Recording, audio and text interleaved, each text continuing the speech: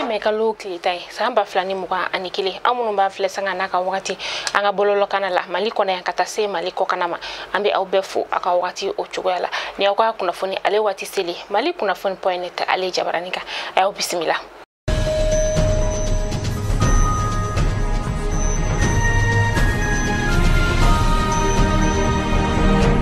Kuna fondamne la sa ambalma slamela ka ulu koniye latige shu ninka o nyanama ya sibiri shu ka duguje karido o lasa latige shu mere na lebele ko Lailatul Kadri ale ya fa shuye ani alabato ba o shuye oye ayirala ka fo mamunu be no sani ulu ye karamogo ye ulu koniye wajulu kene ninka ulu si wajulu kene nyere konna la sa be ani kilenya o kuma fora kono do u chamankera konna la keren na sa lakana balambe anga jamana konnala ani katase be ani keliyama obsaka sabati anga jamana o konnala ani kenaya uye do take ni beka nga jatemino ya yira ka fo ka kayni coronavirus banai anga jamana konnala ni wakati na sa selikero la sa no yemisiri konna we sa coronavirus kola ulu kon kelente ka shadamu ni ulu taraka ninka ulula bato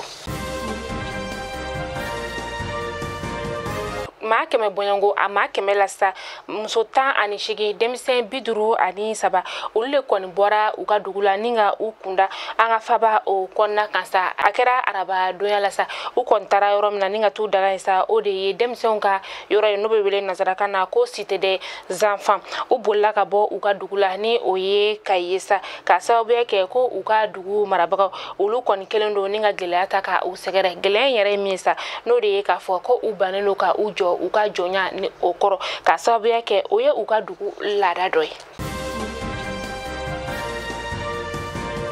kuchala kakeni santo yesa oba soro nyina nkoni seli la mobeka i bulbuli ninga ika selma finiko ka ulu nyenyini ngani wakati na kuchala firikala ulu ya yira ka fo ko ma kon teka ta finisana ni wakati ko fole na ka sababu yake coronavirus bana okelo no ka gelea la se ma na folo ko ta fanfela ani ma chaman kon be ni wakati na munu ni ulu kelo no ka onyeshi anga kori finu ulu sanima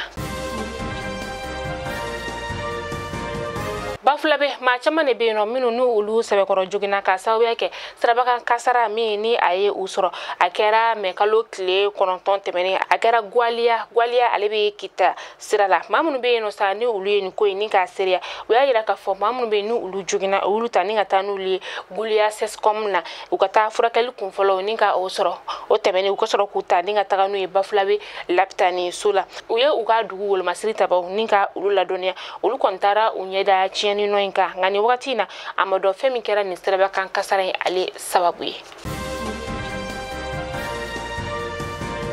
anga wolo masirita ba saba o koni bonena anina ka sababu yake uka bolma fe o de yele na muguju ka ni aprena ni uye akera ombori alebi anga jamana chamacha bolo o fe mamara ma fentigi nusa ulle kera sababu ni ngani muguju ka da unye anga wolo masirita ba duru ulu kon fana jogina ulu munu jogina sa ulu taninga tanuli laptani sola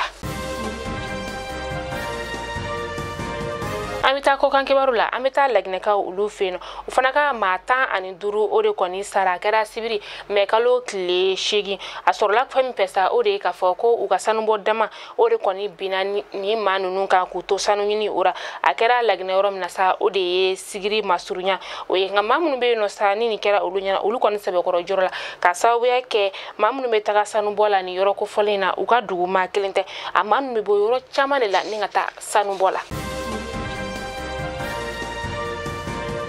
Algeria la kol karamogo ulu kon be kle saba barablala ni wakati na kasabe ka ubika laini do ninka uluke uka sendika ulu ya ira ka foko ni wakati na koni abarabla ala batolindo ma chama ni fe mali kuna funi jabaran la jabo akulo garzga kala ni kuna funde bi ni ka da akulo ka aw ni che akwa la jelu ko nyuma na la manga jona amenyo sra no donre inshallah kuna funi kuro ulu keneka aw kambe jien wati ora ayo haklito aw yerela aw klaka aw haklito aw kerefe maula